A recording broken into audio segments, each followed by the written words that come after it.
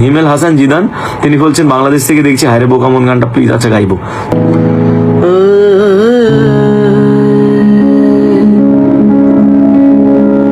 হয়তো কোনদিন তুই চাইবি আমাকে, সেদিনও তুই অন্য কারো আমি আকাশে তারার মতো জ্বলবো, না হলে জোনাকি তবুও রে তোর মতো হয় দেব না ফাঁকি।